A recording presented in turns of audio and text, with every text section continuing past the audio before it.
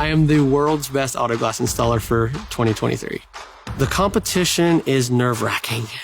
Procedurally, I'm there. There's just a couple hiccups in the past that prevented me from winning. The Sika reps made sure that every need I had was met. That kind of support means a lot to somebody who's in the throes of competition. I use SikaTac Ultimate because it has high viscosity, beautiful gunability, and it's just the best product on the market. Everything that I've ever wanted from a urethane manufacturer has been provided with Sika.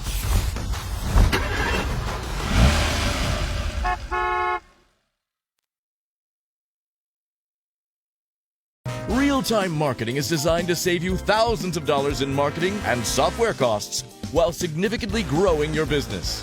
From your brand reputation and social efforts to lead generation from call tracking and live chats to inter-office texting, real-time marketing combines it all into one command center to own and organize all your marketing data. Welcome to your new headquarters for marketing technologies and lead tracking. Welcome to Real-Time Marketing. It's time to take command of your brand.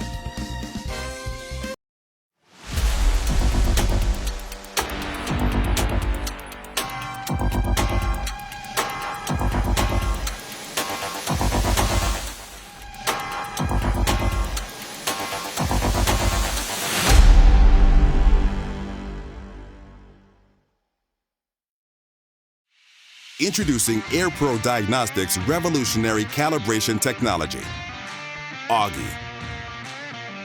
AirPro Diagnostics' latest innovation is a game changer in forward-facing camera ADAS calibrations. Augie is a wireless compact device that allows you to calibrate vehicles anywhere.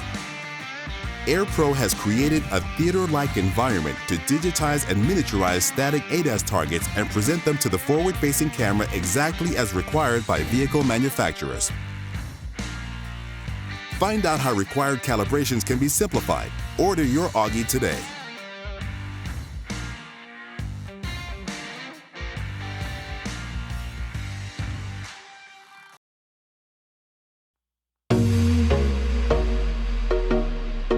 Welcome to Shatterproof, the Auto Glass Journey for Independence podcast. This week's episode, Revolutionizing Supply Distribution for Independent Auto Glass Shops, with guest host Paul Anaya of Nielsen and Moller Auto Glass. If you haven't already liked our podcast, click on the subscribe button below and also take a moment to like this episode. So anytime we update the content, you'll be the first to get access to all of this great media and auto glass industry information. With that, let's order up a container of auto glass knowledge and get into the episode with your host Gary Hart and guest host Paul Anaya.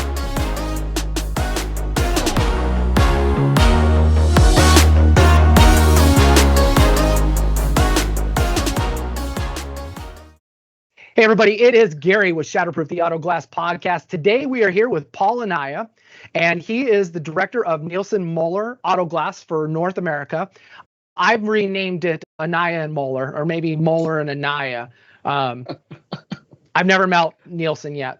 It sounds like a law firm practice, but just give us I think, for people that don't know you, they can go look at your LinkedIn background. Let's just dive right into your current role at NM now. What's it all about? How did you end up here? What can we look forward to? Yeah, thank you. Thank you for the introduction. And I do like Anaya Moller. That kind of has a good ring to it. I like that, for marketing purposes. And yeah, I've never met the Nielsen guy ever, but I've met the whole Moller family. And really the way this happened, the way it all happened for me is, I had an amazing career, at Migrant Glass Company. And, while I was at Migrant Glass, we used to buy from a factory in Australia called Nielsen Moller Auto Glass. And back in the late 80s, 90s, early 2000s, they were bending their own glass in Australia, and they were OEM to Ford, to Fiat, Toyota. They had a lot of OEM footprint back in the day, and we just really had a great relationship with the Moller family, the late Sven Moller, who's a dear friend of mine, and a lot of friends in the U.S. market that can remember him. So going forward, I had a great run, at Migrant Glass, lots of fun. Can't thank them enough for the opportunity. But I just got to a point where I was ready for a new challenge and something new. And so I've teamed up with Dane Moller, who is a fourth generation Moller from the family. And we put together a partnership, and we've decided to try to bring the brand back to the U.S. market, where his uncle had a lot of market share. And at the same time, we grew the brand back internationally, where it used to be with customers we have today in Europe, in Canada, the Middle East, places like that. So it's really been a strong brand that we wanted to bring back. And originally, when we started it out, we really just started selling containers, full truckloads. A lot of this came also from supply chain failures, right? Through the COVID, through the massive demand that went on. There was a lot of demand and not a lot of supply. And I think Dane and myself looked at this as a good opportunity for our company to get in and fill a void that was kind of missing. So fast forward, we've been selling containers as well as ADAS tools. We're a distributor of Autel, Launch Tech, as well as CarCal.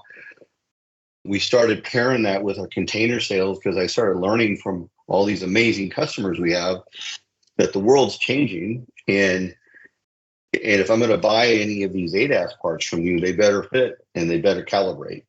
So it was really kind of a good combination for us. And we've been really grateful, to be distributing Autel and Launch as well as CarCal. But then we've gotten back to the point here, right? It came full circle where I started in this business, which is wholesale distribution. And from the first day, I started my own company with NM, I've had people just saying, hey, gosh, man, I really miss you. Can you get back into wholesale one day? We'd really like to buy from you. And it really is my passion. Wholesale is my passion. I love the customers. I love the industry. I love the part. You did a really good podcast on Stuart Weatherman the other day.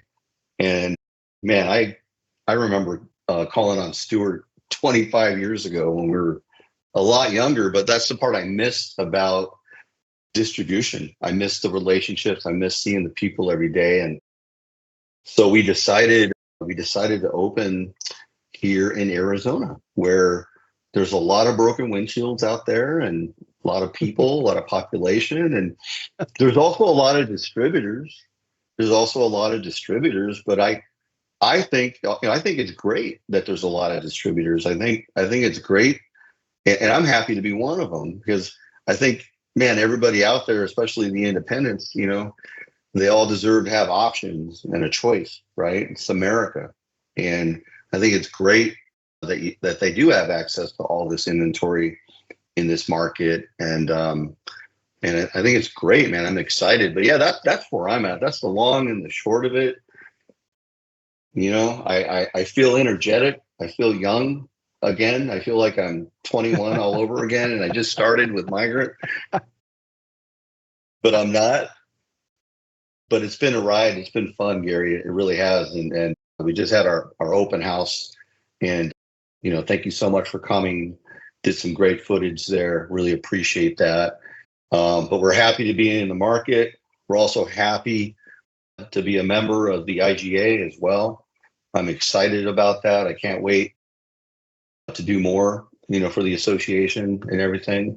But yeah, that long and short, that's where I am today, and just feeling great, excited, happy, and just grateful to be back out there talking to customers every day on how we can partner and help each other make our businesses better. Yeah, and you're bringing a model that's unique, at least in my opinion. You mentioned the crowded space or there's competitive space. I tend to call it crowded space, and it's the overpromise of service and the under delivery of that service in a lot of these markets, sadly now. And even with the former company that used to be with Migrant, they all have their good side and their bad side. But the thing that they all have in general is they almost have this opinion that they're too big to fail, and that you need to buy glass from them anyway at some point, whether you stop buying from your current one and switch over to a new one. But I think you hear the same thing that resonates on the street from maybe glass shops that buy from you now in Tempe, that they're sick of the quality control, that they can't get a hold of somebody, they don't have support. And when I saw your facility came out for the open house, it's organized, it's clean, it's easily accessible.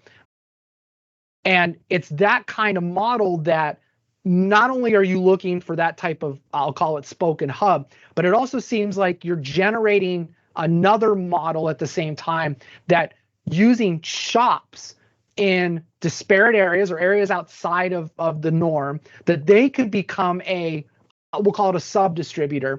But it's that same thing where that glass shop's going to put themselves in the shoes of another shop to say, I'm going to make sure the glass is inspected, that it calibrates, that it's deliverable. I'm going to provide customer support at a reasonable price. Everybody still needs to make money. I think we understand that, but simplifying the model. And that's what's drawn me to NM.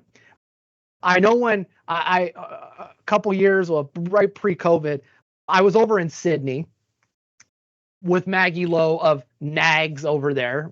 It's so confusing to people. They're like, they have Nags in Australia. It's like completely different, guys. But I remember her dedication when I toured her facility, that you could eat off of her floor, and the number of inspection stations that they had, and the amount of reject that never went out the door.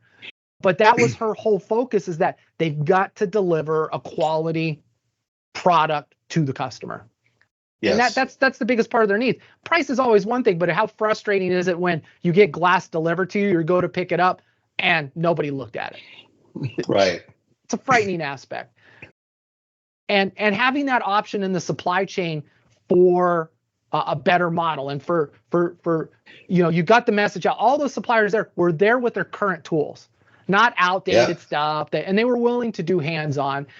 And I think it's interesting now.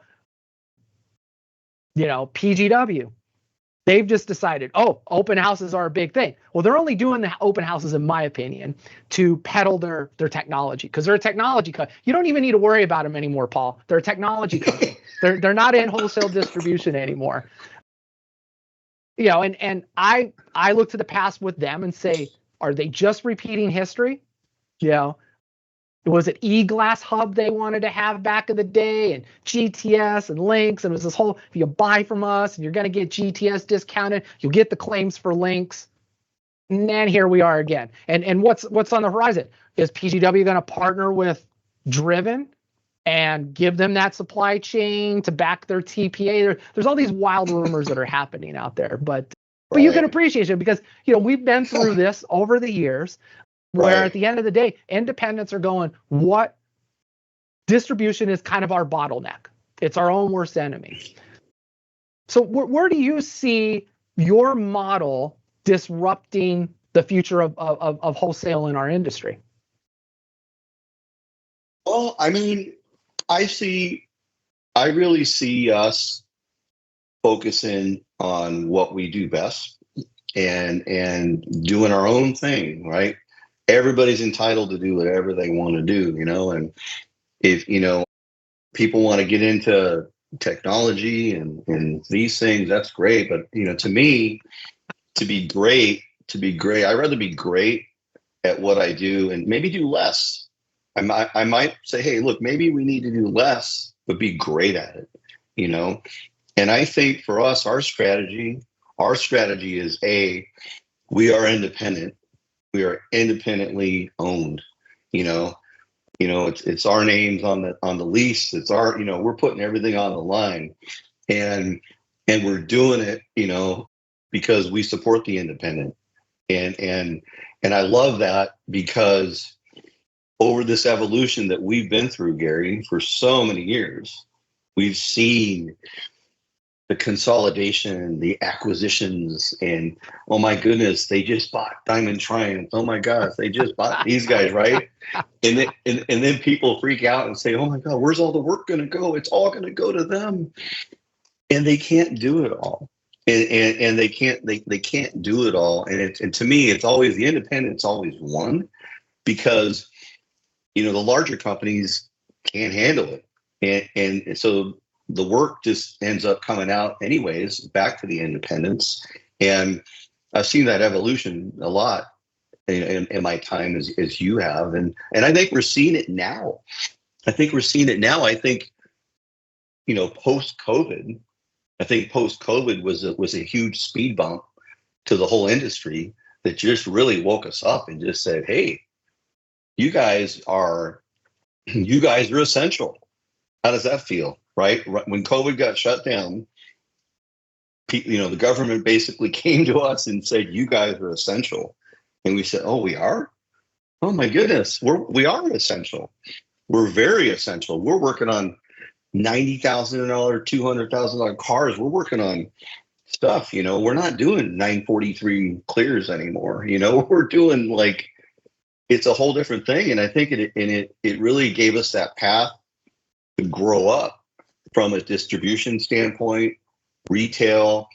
I think we grew up as an industry, and calibration came along, and here's a nice other service feature, an added value service feature that the glass companies have for another stream of revenue.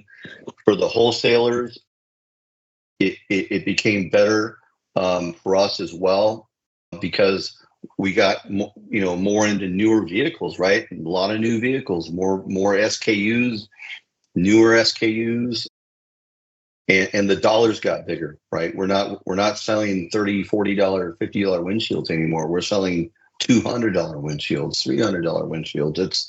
It's been great, but for us, I think for our strategy, and I think where we're going to be different is we're just going to be focused on what we do, and we're going to try to be the best at what we do. Like, a lot of people ask me, well, why did you pick Tempe, to open your first place, right? Why'd you pick Tempe?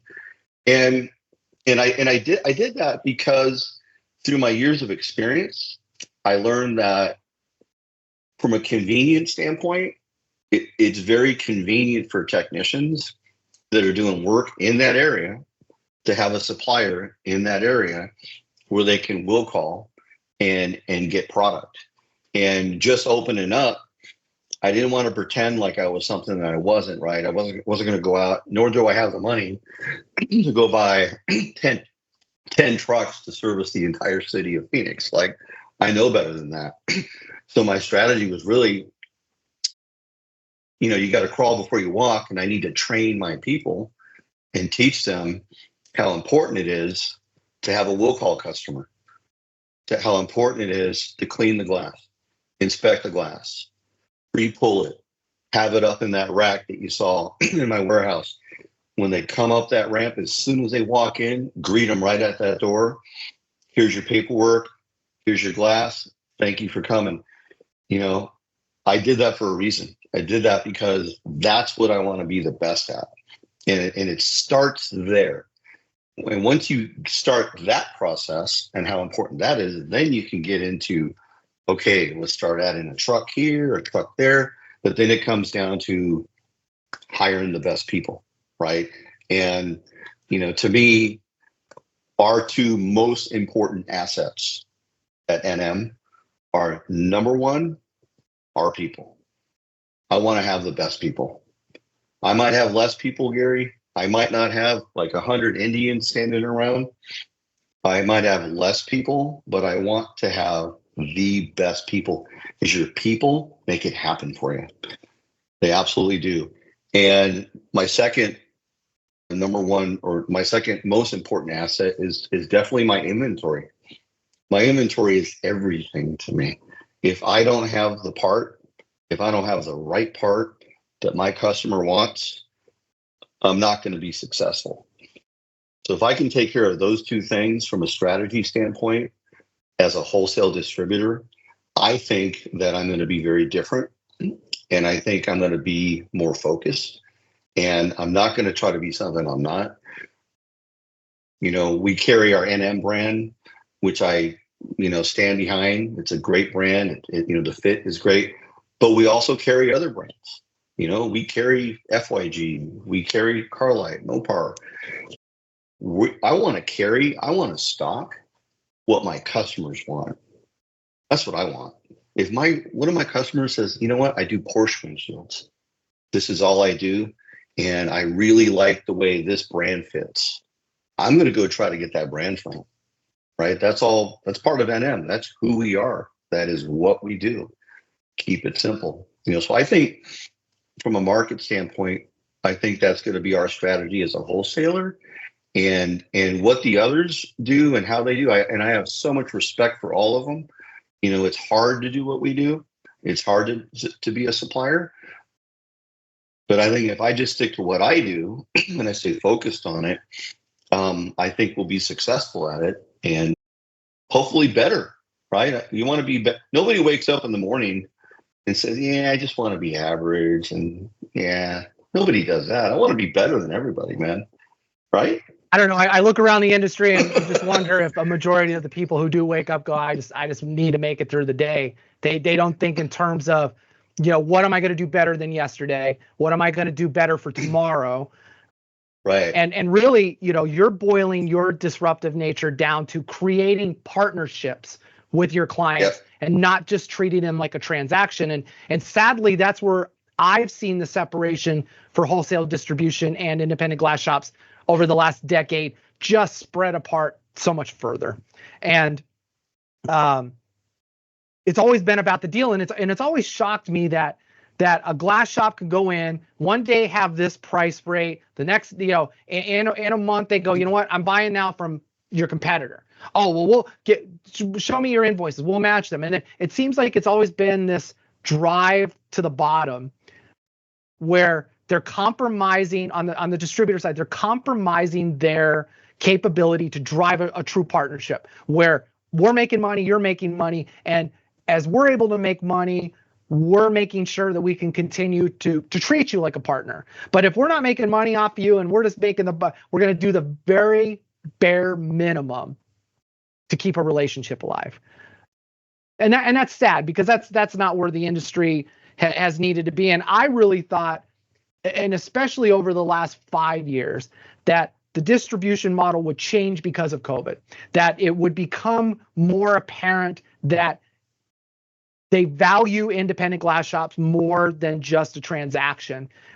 And I just, I just recently had this discussion with somebody where we were talking like, okay, what if 2,000 independent glass shops were to go out of business over the next 24 months?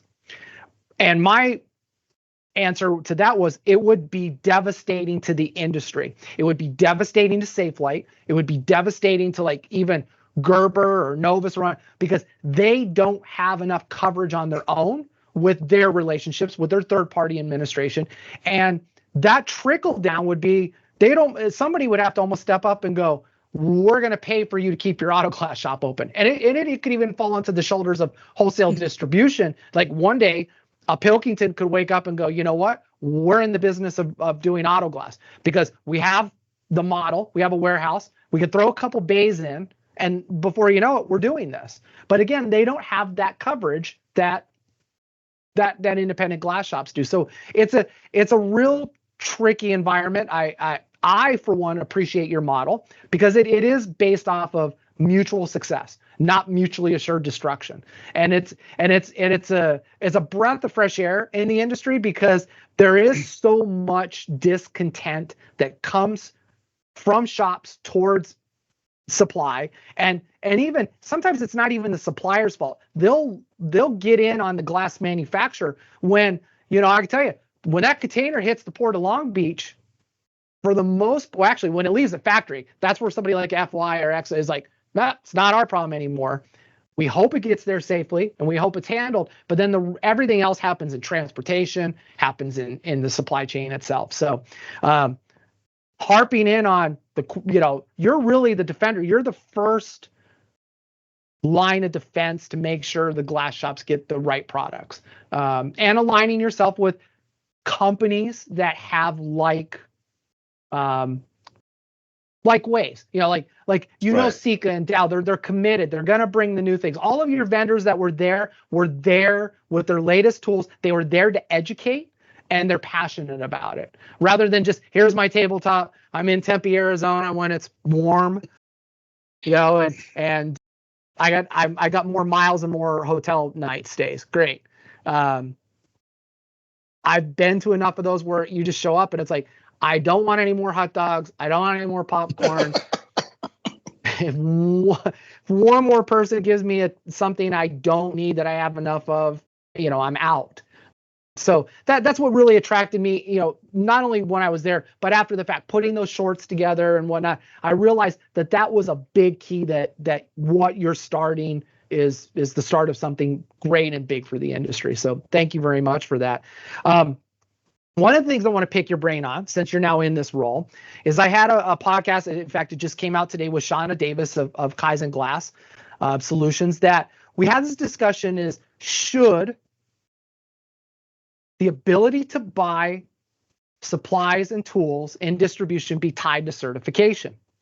And because, shops, again, because they love to complain, and they have the right to, are always like, well, these hacks can just go down to Migrant or Pilkington or PGW or IGC or whomever, and they can buy the glass, and Right. they pay by credit card, and they go out, stuff the glass, and we're screwed. And they don't have to have any training. They don't have. So where do we start? And state legislation on a national level will take forever, but it came up in a discussion months ago. What if we went to the distributors and said, we need you to, again, be that first line of defense in the industry? What's your opinion outside? It could be outside of NM, just your personal opinion that you see. Pretend you go back 20 years if you have to, but what's your opinion on that? Oh, that's a great question. It's a great question. And hey, kudos to Shauna, and a big shout out for what she's doing at Kaizen too, by the way. I'm proud of her. That's awesome what she's doing, and I wish her a lot of success. That's a great question, right? Because when you go back in the industry, right, you look back and think about the cutout knives, right? The cold cutout knives. Okay, oh my gosh, you get a cutout knife, a cold knife, you can pump some urethane with your hand and you're in the glass business, right? Today, it is a totally different world that we're in, right? The tools that we're selling, which are some very high-tech, expensive tools to perform these jobs, are very technical. There is some training that has to go on, right? Even when you get into calibration, for example, like when you can't just hand somebody a tablet and say, okay, here you go calibrate this, 2020 Mercedes. You just can't do that. I do think there's definitely some training that has to happen. I think there is a level of training and certification that needs to happen from a distributor standpoint in terms of selling tools. I think even on our end, we as distributors need to be trained and certified on what we're selling. What does this thing do?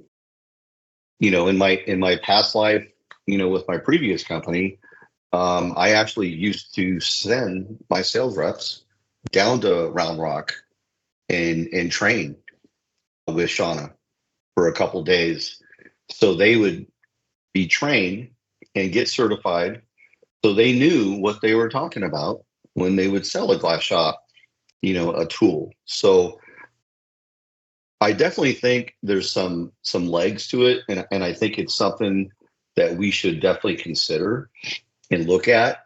Funny story, going back 20 years though, 20 years, I was down in Florida, and I forget which hurricane came through and just demolished the whole area. But I was down there on hurricane watch, and I was literally the CSR at our Fort Lauderdale branch. And I mean, it was just all hands on deck. But I had people lined up buying the extractor tool from us so they can go cut the boats apart because of the hurricane. The boats were on top of each other and just, and I'm like, what are you guys doing? You guys aren't even glass people. Oh no, they had to buy the extractor. I mean, we probably sold, a good amount of them, but they were using an auto glass tool to cut boats apart. True story. It was crazy, Yeah. but I don't want to dive away from the question because I think it is a great question, and I think we need to explore. It's difficult because just in your experience, but a lot of our audience may not know. So when I come to open an account with you, you're going to ask me for a tax exempt license, so something from my jurisdiction, and depending on credit, you might do a credit check. You're getting some more information, but the reality is that's all very easy to obtain. Like right now, because we're talking about Arizona and Tempe, I can jump on the Secretary of State's website and within 1 hour form an LLC. Done. I can then go to the city I'm in online again. Done. Got my privileged transaction tax license, and then I show up and go, Paul, I'm in the auto glass business. And you look at both documents. You can also go look them up online and go, you're right, Gary, sounds good. And then you've done your job. You have me fill out some form on your side so that you can prove that you looked at it. And then once a year or by whatever the jurisdiction is, you require a new updated tax exempt license that hopefully your accounting department does. Done. So a lot of shops are like, hey, I've already met the requirement because I proved I'm a business. And my point still is, well, that's great. You've proved you're a business, but it's so easy to do. And in fact, there are people that you could pay, like I think lawyers.com or those things you hear on like Sirius XM commercials, which is you just go to them and you're taken care of. But the problem is that doesn't solve. You don't run it like a business. You only got the documents because you needed it. You don't have to provide any insurance at all to buy and distribution. And I also look at it this way too. And I've used the analogy in a couple other podcasts and in some of the presentations I make is for the longest time as just a citizen, I couldn't go buy welding equipment. Okay, that was a trade. You had to go learn it. There's all this stuff. And then all of a sudden, big boxes lobbied to have some of that dropped. And the next thing you know, go to Tractor Supply, go to Lowe's, go to Home Depot. You can buy 3-4 different levels of Lincoln, welding and all the welding equipment. So now people that it was under the guise of you and I as homeowners could just do our own projects. Maybe that's what we got into. But the reality is a lot of Home Depot's bottom line margin or any of these other ones are contractors or people that are in the trade, licensed or otherwise, because their barrier to entry if I want to buy something as an HD deal is I have to provide a bare amount of information just like I have supply. So now again, you've got people that are hacks, if we're going to use that term, out there using their junior Lincoln deal to weld or do something. Which is that safe? No. Is it good for their industry? No. But we have to start somewhere in the auto glass industry, and it's still shocking that I just happened to glance up at because we kind of posted not necessarily a poll yesterday, but people are like, "Oh, it's a money grab." I have 38 years experience running my own business. I'm doing just fine. And the thing is, I'm appalled because I'm always like you are. We're constant learners. We love to learn new things, and the things that we lose our edge on, we go back and re-educate ourselves on because new things happen, especially today, quite more often than they did back in the day, 5 years ago, 10 years ago. And to your point, just look at recalibration. Had COVID not coincided with recalibration, the auto glass industry would be hurting right now. But this led an opportunity. And I use this as a point to say, well, you went out, you spent $15,000 on recalibration tools, and you got educated in it, right? And they go, yeah. And I'm like, so we're asking you once a year to recertify at a hell of a lot less expensive, but you're getting the latest knowledge by the people that provide you the adhesive, the moldings, the new tools for these things, including recalibration, maybe even including inclusion of the OEM. So why it's not a money grab as this is continued education, which is a full tax write-off, by the way. So you're not wasting money. And we're asking for this to be the bare minimum in our industry. And some people put, well, customers don't care if I'm qualified or certified. And I'm like, how would you know if you don't advertise it? How would you know that you're not stressing the importance? And I'll kind of like ask you what your thoughts on it are. Where I believe too that advertising by Safelite has helped recalibration, but advertising by Safelite hasn't done anything for safety. And in Shauna's podcast, I brought up to her, go to Safelite's website. They don't lean in on safety. They don't lean in on certified techs. They don't lean in and they don't allude to why, in a collision, here's your structural integrity. Here's the things that matter and why we do training and we know your car. And now independent glass shops, I always say you have to be at the bare minimum level of your strongest and most successful competitor, and then you've got to scale from there. So these glass shops, they're looking at that, and they have this real opportunity that if you're an AGSC registered member, don't rely on AGSC or the organization to advertise for you. You have to set the precedent and standard. Lean on them for the how do I get the message out, but you've got to be the proactive one to do it. So then that leads me to like, who's going to be the first out of the gate that would be proactive to lead the charge and say, here's where we're willing to work with like the IGA or the AGSC to see if this is feasible? Yeah. Yeah, I mean, very good points that you bring up. And if there was ever a time in our industry for us to jolt and make that change, it is now. And it's now because of everything you're talking about, the ADAS part of it, the vehicles we're working on, the safety component of it. There's so many of these elements that go into it. There's so much that goes into liability that I think if there was ever a time to do it, it is now, because we're not doing 943 clears anymore. We're not doing, when was the last time anybody did a vent glass? Nobody does vents anymore. There aren't, the newer cars don't have vents. I think 6313s and 14s, they're still out there, but I think if there was ever a time to do it, it's now.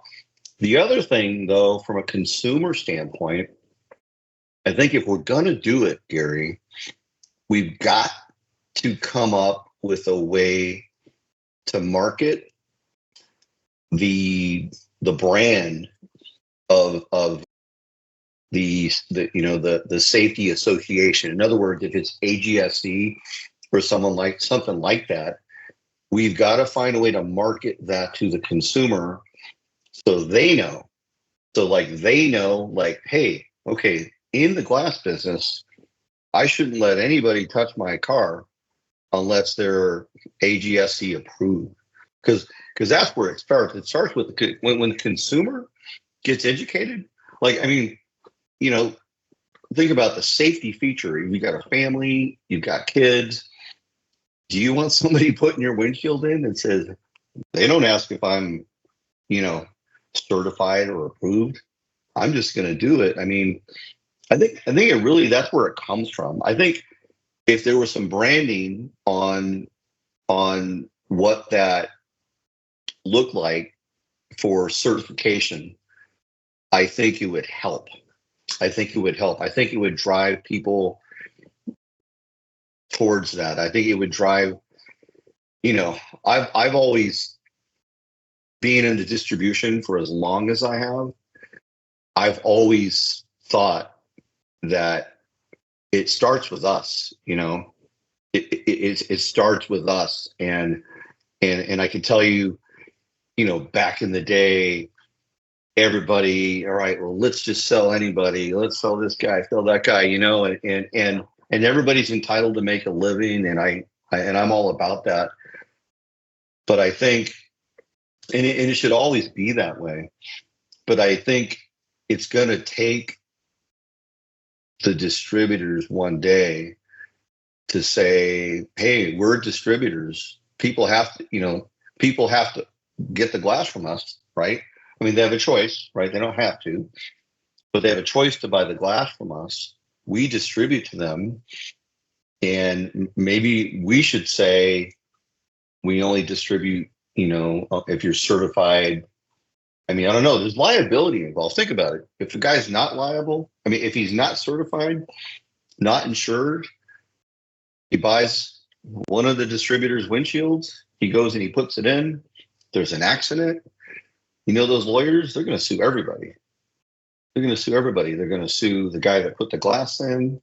They're going to sue the distributor that sold them the glass. They're going to try to sue the manufacturer that made the glass.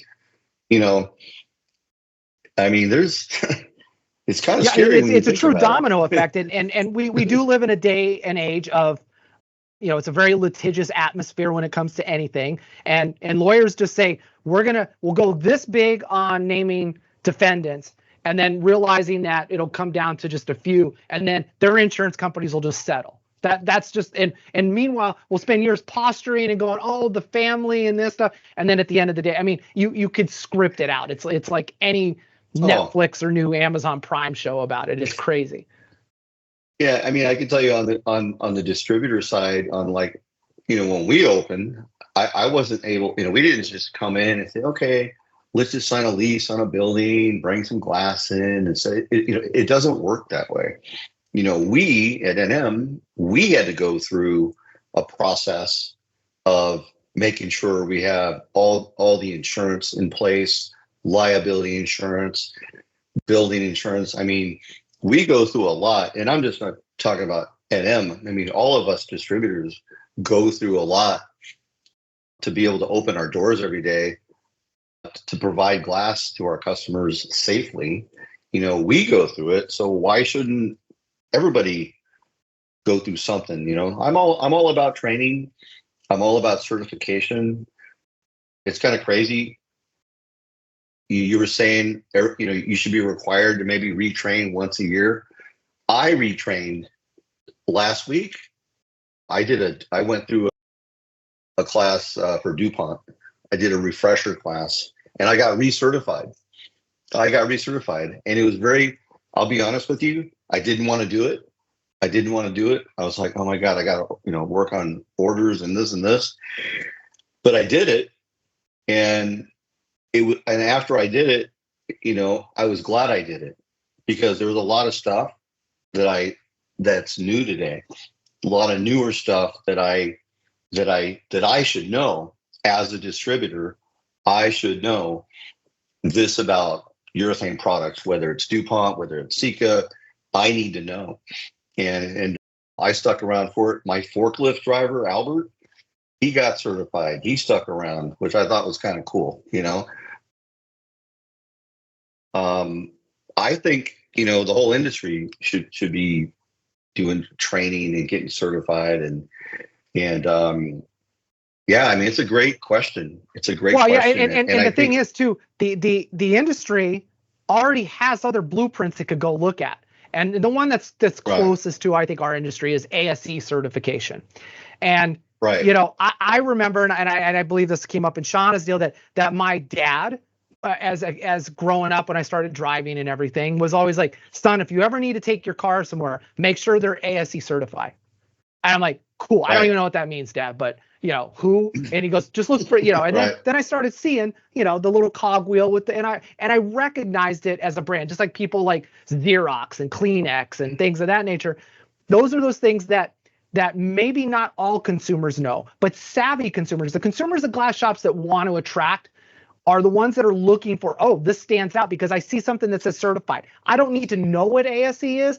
I just need to know they are certified, and maybe I can go still check on who this ASE is because there's something behind it.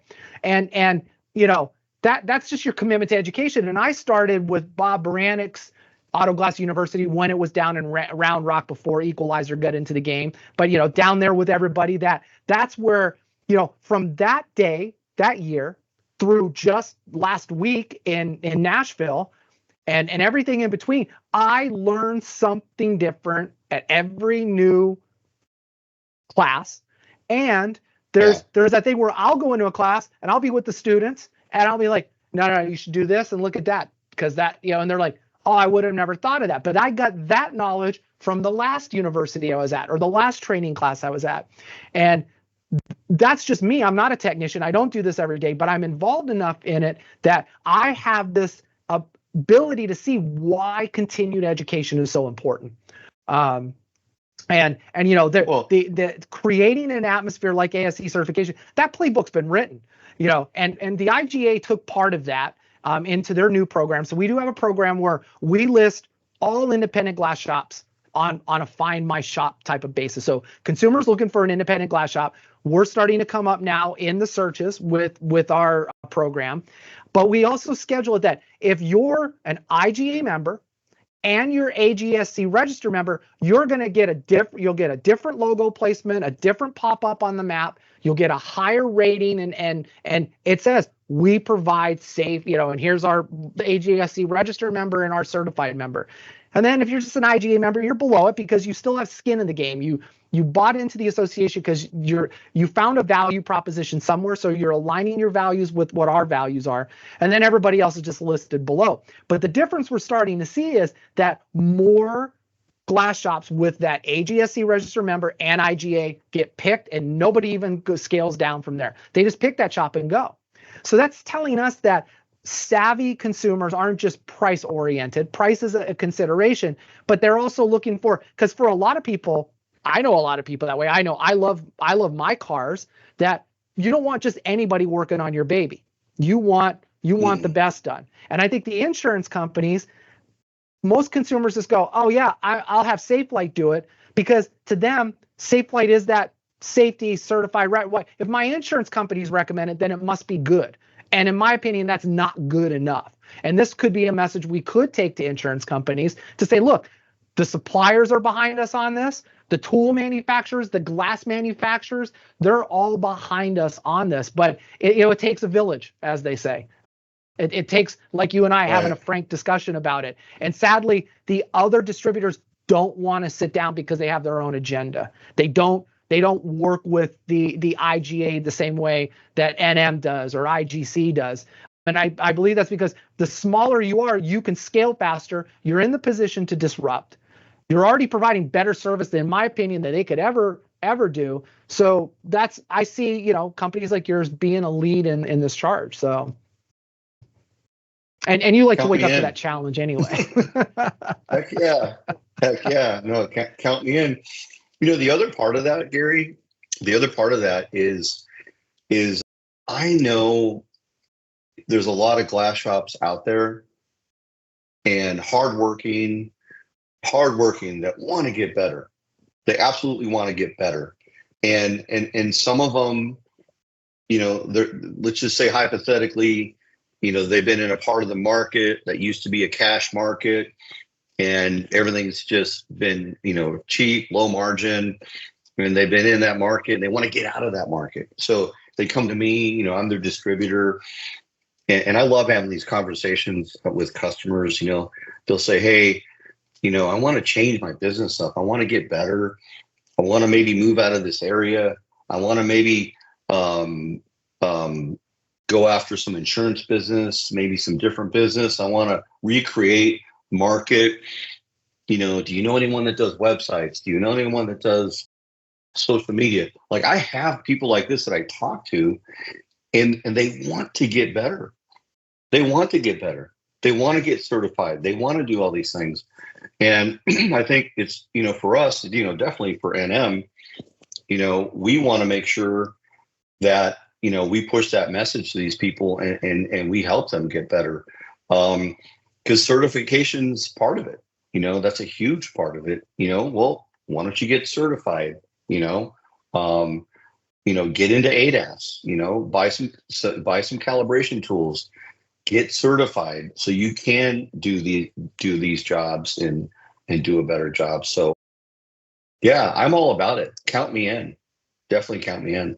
Yeah, and you brought up, I know like Emily and her background in, ADAS and everything, sharing conversations with her is just how still today, after everybody else saying, I'm so glad I bought my XYZ calibration system and it's already paid for.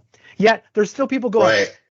Man, I'm making $300 a month payments for the next 24 months or whatever it is, and I'm like, did you just hear what you said? Like, all you need is 1 or 2 recalibrations you paid for your lease or your loan. Like guys, this isn't rocket science. Like, I don't want to call it a money print or a money press, but you're legitimately now offering a new service. You've added a new breath of fresh air to your business, and that's going to pay off. That's going to allow you to evolve because, some of the things that are coming out, I just showed all of the new BMW technology to this last class that came up. And, you're talking about now the lower 5 to 6 inches of the shade band on BMWs coming up in 2027 is now dedicated to their new head-up display. And it's this interactive, head-up display and everything. And it's just not ripping that windshield out anymore, even with a line or anything like that. Like, now you've got to be able to follow OEM procedure. This isn't like what you've decided, what you've learned. So that means you're going to have to go somewhere and get trained on it if you want to do BMW. And I think the manufacturers have already shown us that their programs that they put in, Ford, Volvo, don't work. They don't work because the dealerships or service centers don't have the capacity, and so they end up bringing XYZ Auto Glass in anyway. But XYZ Auto Glass better have those OEM procedures down. And so if you're a glass shop on the bubble going, why should I be certified? This is why. In your recalibration system, all that. And don't rely on maybe going to like Auto Glass Week once a year to stop by a booth and go, I've learned it all now. You gotta retrain, Right. And what's crazy too is you've got people like Sika and DuPont, Mike Stevens, Jaime, they're always training. Always. Whenever I talk to both of those guys, they're always training, certifying. Mark O'Brien, Scott Mason, the whole DuPont team, all of them, they're there. So there's no excuse. You can't say, oh, well, maybe like you said, I'll go to Auto Glass Week once a year and see them. And yeah, no, they're always out there. It's easy. It's very easy. And I'm definitely going to host more training at my warehouse for sure. I did one the other day. I'm looking forward to doing some more because I'm a firm believer in it. And when people say why, like, it used to be, Paul, I don't know, man, that's just too much money, but this is when we were putting in 943 clears, for $169.99, no labor, no kit. It's a different world we're in now. We're in a totally different world.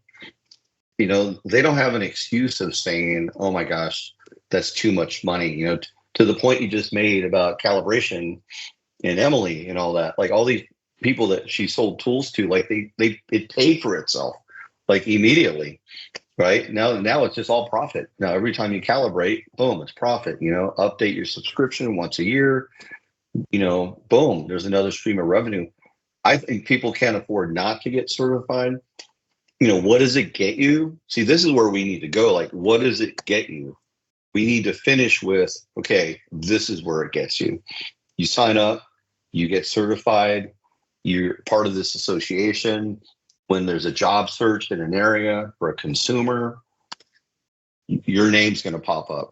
You'll be one of the preferred names if you're certified, right? If you're certified and you're part of the association and you do these things, that's why. That's what's in it for you. You're A, you'll get more jobs, and B, you're going to cover yourself from a liability standpoint. That's the thing that scares the crap out of me. It's just, liability. It just, safety, all that stuff. I'm just an entrepreneur now, and I want to make a decent living, feed my family, but I want everyone to be safe too, right? I want everyone to be safe. I want good installations going on. I need a windshield for my truck right now. It's still broken. I'm embarrassed. I own my own glass company and I don't have the glass in stock. Well, the old saying is the shoe cobbler's children never had good shoes to begin with. So, right. I see auto glass guys driving around with cracked windshields all day long, and they're like, I just can't get to it. Right. That's the thing. And so one of the success stories I saw kind of to all of this point too was down in Tucson. I think it was like last April or May, came to an open house down there where you had helped that market.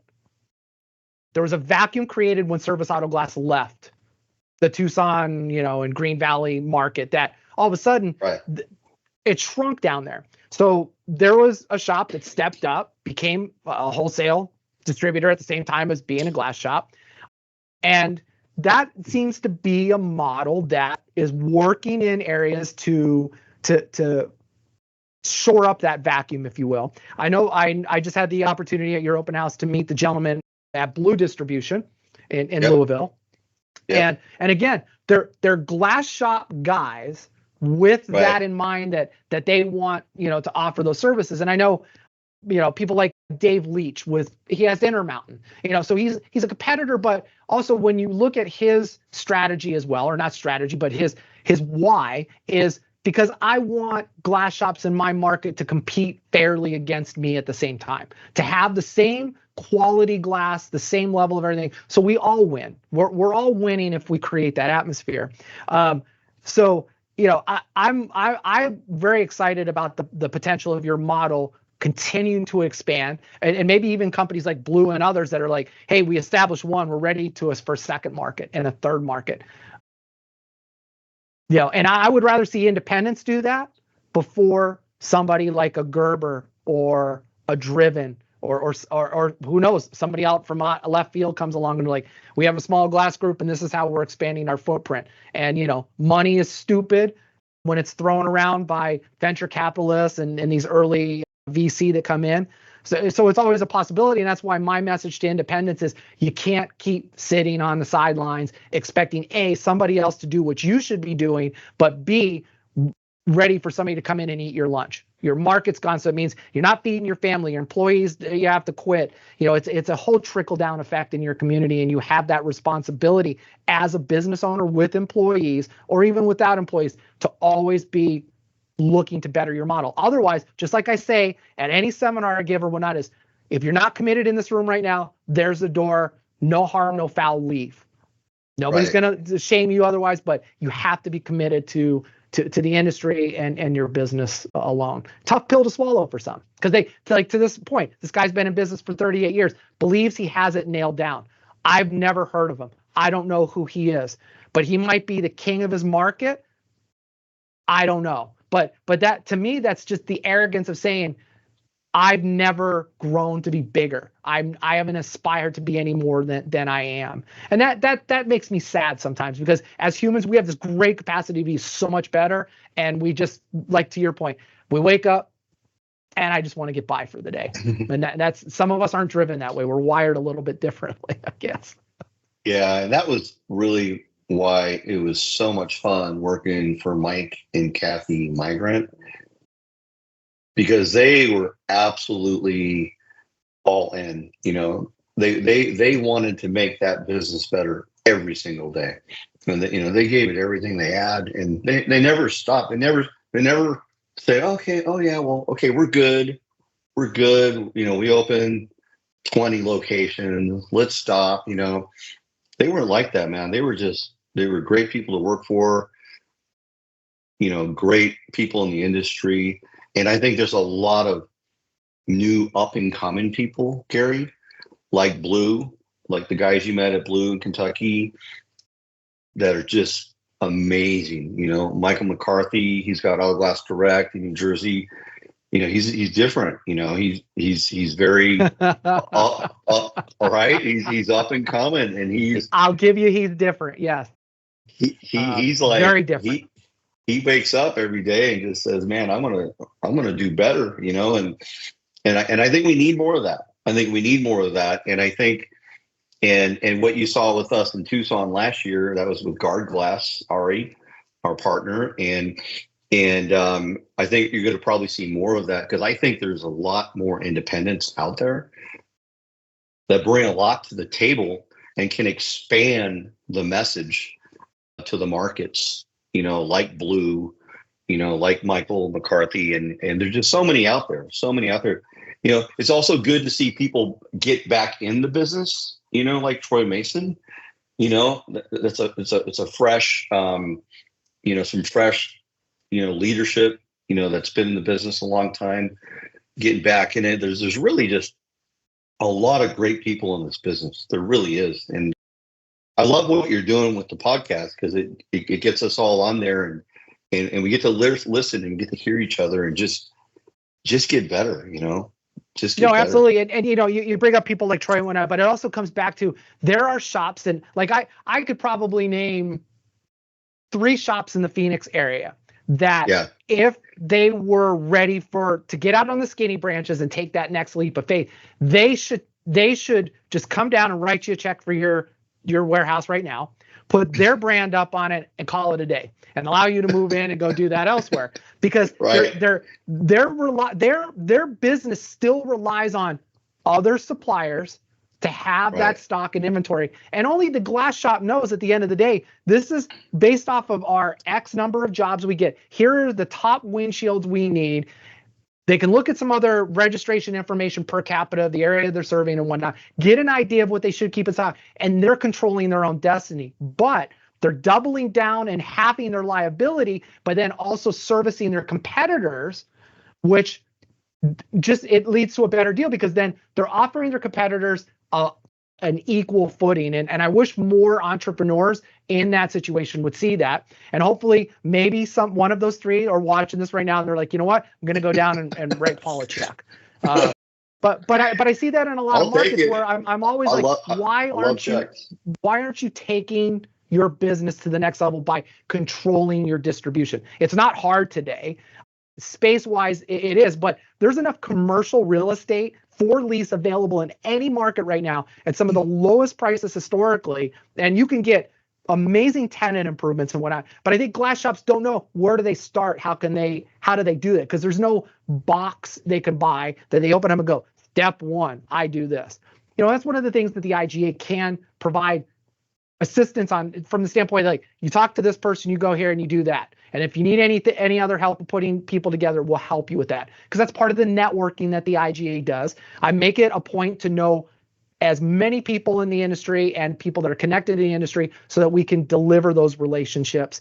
And this is an incredible thing.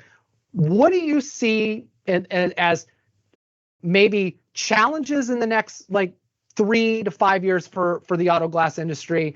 And do you believe there is that there's another gold rush like calibration coming down the line? What can shops expect? What should they be doing to take advantage of growth right now? Well, I think it's a great question. And, I think what's coming are more parts, more SKUs.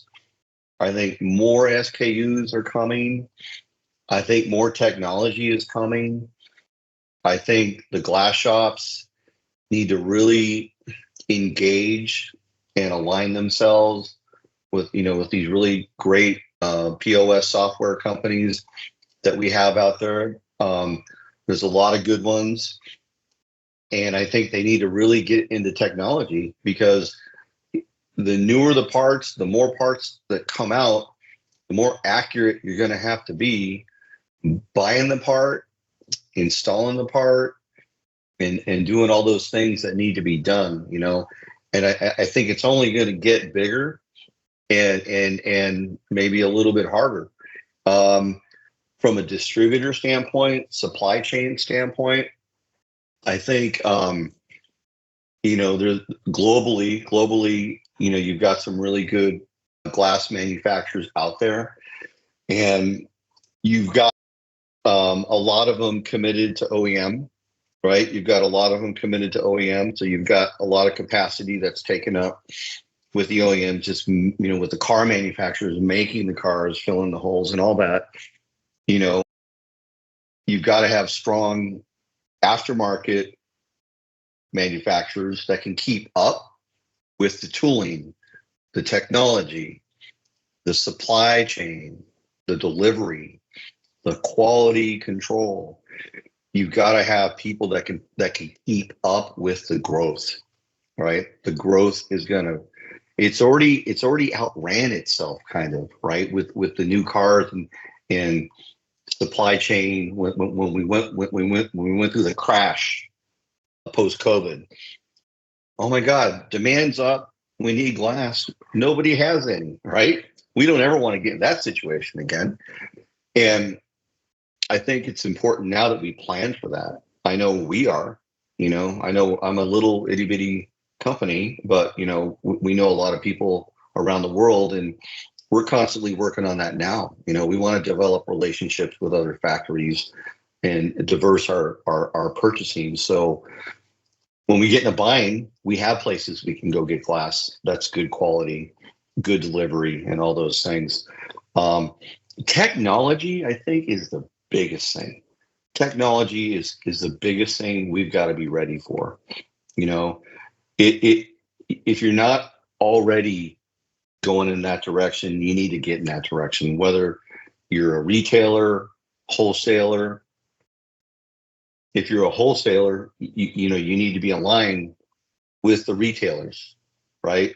Because that's what we do. We're wholesale distributors and we service the retailers. So we should be really aligned with all of them, saying, hey, how can we team up with you? How can we partner with these software companies? How can we partner with you guys to make it easier for your users to access our inventory? We need to work harder on stuff like that. I think for distributors, Gary, I think square footage is a huge thing, right? There's buildings everywhere, and in some markets like Los Angeles, it's gotten so big with residential and retail, it's pushed out commercial, where there's not a lot of commercial availability. So maybe you got to go build a warehouse outside of Phoenix, maybe like a Casa Grande or something like that, where you can feed your smaller places and still have all the SKUs that you need to serve the market. It's gonna get harder and harder for distributors, to align themselves with that square footage and being able to squeeze every SKU you need to have in that little place to serve the market. So lots of challenges coming up. For sure, it's going to change. Yeah, and I just noticed that, like, you bring up Casa Grande, you could just look at the number of new distribution centers that are still vacant and now for lease there, just outside of Marana now. And those are serving as feeders for companies like Amazon or Alibaba or FedEx or these. And, they're even now, getting down to where they're putting it near rail. So they're going way out, like outside of Kingman now. You're like, why are they building it here? Well, it's near rail and it's near an airport where, smaller cargo planes can come in. Off they go. Yeah. And it's that, and Amazon Prime is driving, or Amazon Air is driving that micro spoken hub where FedEx and UPS never competed. And but it's interesting because true. I remember Curry Chen and FYG telling me that I said, well, would you ever have an issue where you didn't have stock? He goes, we better always have stock available. And that means if globally we have to readjust and pull something from the Middle East to get to, let's say, the UK, we're committed to doing that. We have, unless something catastrophic happens to our manufacturing, we're always manufacturing. That float run's running. So as long as that's running and it's not down for its every 10-year service or whatever, we're ensuring the glass is being made. And that always resonated with me because when COVID happened, it wasn't that FYG couldn't keep up. It was that FYG couldn't get containers to be floated somewhere. So it wasn't that they weren't making glass. It was they literally ran out of boats to ship things because everybody and their brother was ordering something.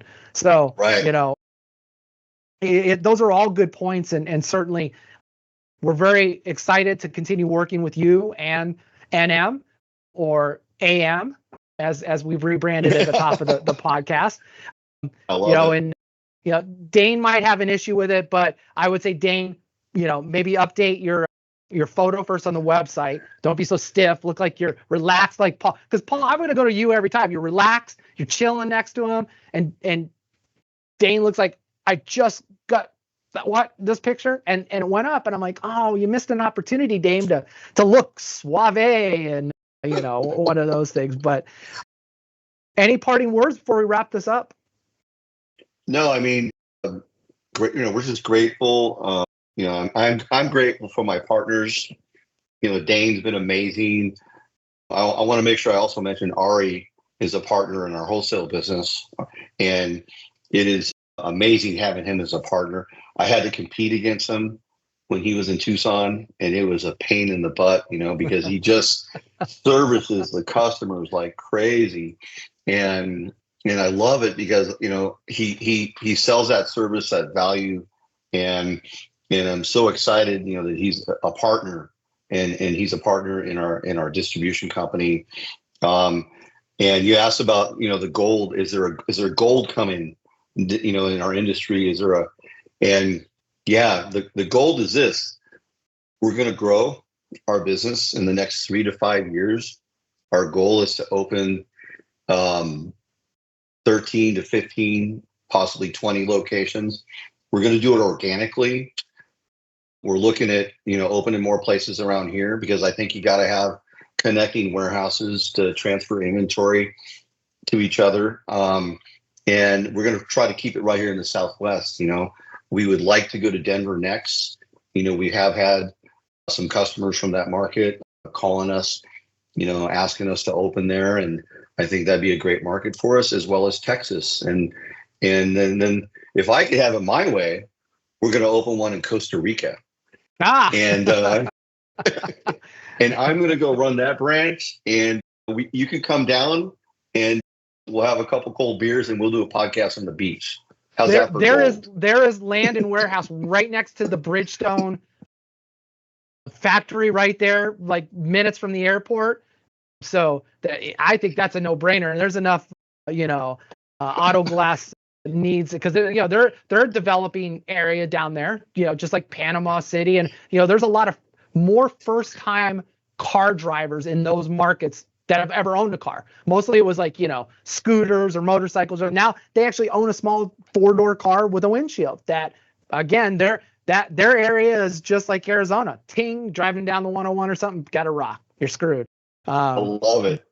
Yeah, and we look forward to seeing this growth and continuing to assist and getting independents behind you and vice versa. We all can work together here to make the industry better. I don't believe any of us are out to wrong this industry. We wouldn't be here today, you and I, with the passion. I mean, hell, you could have already been retired and taken your knowledge and everything and sat down in Costa Rica staring at the mountains and everything. It's we have to take advantage of the opportunities we have in the industry right now. I certainly appreciate everything you're doing. It's always good to reconnect and continue this growth of us veterans before our last salute and the handing over of everything, kind of like the way Carl did on his way out. Carl was like, well, I'll still be here with my name on a trophy, but other than that, I'm out of here, guys. And if you want to come fish with me, buy the Auto Glass Safety Council's raffle, and that's when you can see me. Other than that, I'm done. Sika out. One of those things. Yeah. So, just don't go golf. Just don't go golf with Carl, because he takes way too long to do a putt. He looks at a putt like for hours, and I'm just like, I'm not playing golf with him anymore. So. Well, Paul, thank you very much for joining us. And if anybody needs more information on Paul, first, he's on LinkedIn, but we'll put his LinkedIn connection down here. Everything for NM we'll have down here, including the information to get connected with them. We'll also just throw in too, if you're in the Louisville area, we'll also throw Blue Distribution down in there as well. You should be working with those guys, supporting independents in your market to strengthen your market. And when anything new changes, we'll have Paul back on. I'm sure Paul will have some follow-up as well. Paul, again, thank you very much. You're welcome. Good deal. Thank you, everybody. We'll see you on the next episode of Shatterproof. Thank you for tuning in to Revolutionizing Supply Distribution for Independent Auto Glass Shops with guest host Paul Anaya of Nielsen and Moller Auto Glass. You have been tuned into Shatterproof, the Auto Glass Journey for Independence podcast, brought to you by the Independent Glass Association and me, Gary Hart, your host. If you haven't already liked this podcast or haven't subscribed, please do that now and hit that subscribe button so anytime we update the content, you'll be the first to get access to all this great media and industry information. We also want to thank the sponsors of our podcast, eDirect Glass, who is also the maker of Glass Part Match, which is free to the industry, so get your account today at www.iga.org/GPM. And Augie by AirPro, that amazing on-the-glass targeting recalibration system, allowing you to work from anywhere at any time with the support you need to succeed. You can find all the links referenced in this podcast in the description or comments below.